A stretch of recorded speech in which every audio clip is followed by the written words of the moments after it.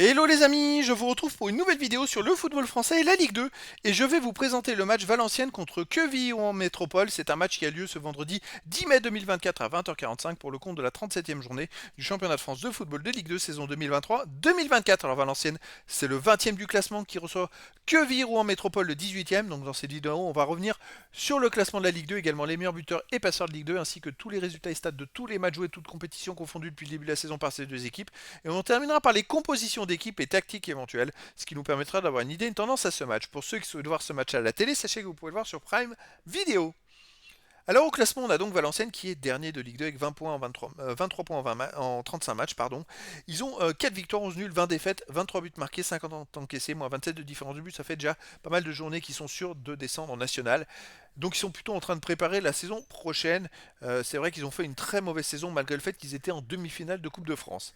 De son côté, Quevilly Métropole est 18e avec 35 points en 36 matchs, 6 victoires, 17 nuls, 13 défaites, 48 buts marqués, 52 encaissés, moins 4 de différence de but. Et malheureusement pour eux, ils sont aussi relégables et ils ne pourront pas espérer mieux puisqu'ils ont 9 points de retard sur les premiers non relégables et qu'il n'en reste que 2 matchs à jouer et 6 points possibles. Donc Quevilly Métropole descendra aussi en national. Au niveau des meilleurs marqueurs pour Valenciennes, on a Boutoutaou avec 4 buts, Young 3, Ondoa, Flammarion et Venema avec 2. Et pour Quevilly Métropole, on a Koulibaly et Soumano 11 buts, Camara 6, Pierret 5, Delorier-Chaubet 4.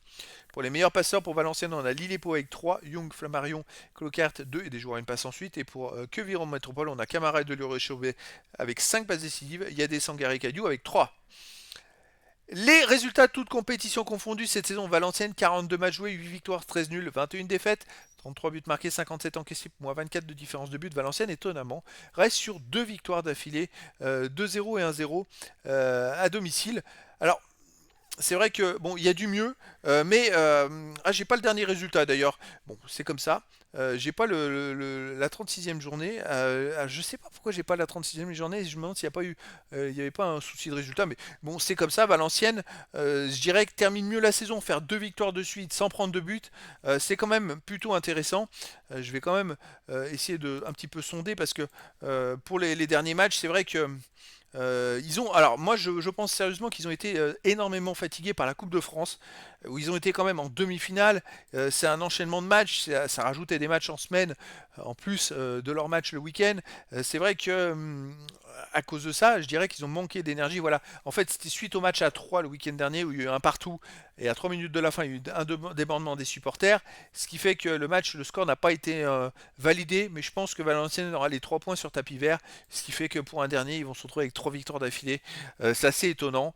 Donc vous voyez, avant ces résultats-là, Valenciennes a enchaîné beaucoup de matchs et jusqu'à la demi-finale contre Lyon, perdu 3-0.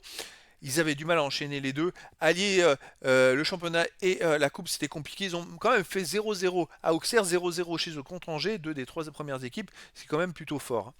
De son côté, Quevilly en métropole, sur cette saison, c'est 39 matchs joués, 8 victoires, 17 nuls, 14 défaites, 55 buts marqués, 54 encaissés, plus 1 différence de but.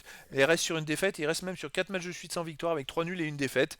Avant, ils avaient fait une victoire, avant, ils avaient fait 5 nuls et une défaite dans les 6 matchs précédents. Il y a beaucoup de nuls avec eux. C'est ce qui a un peu plombé leur saison, faire autant de matchs nuls, ça rapporte qu'un point. Et malheureusement, ils n'ont pas réussi à se rapprocher des premiers non relégables.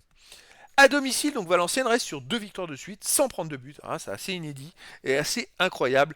Tandis que Quevilly Métropole, à l'extérieur, reste quand même sur 7 matchs de suite sans défaite, avec 5 nuls de suite et 2 victoires.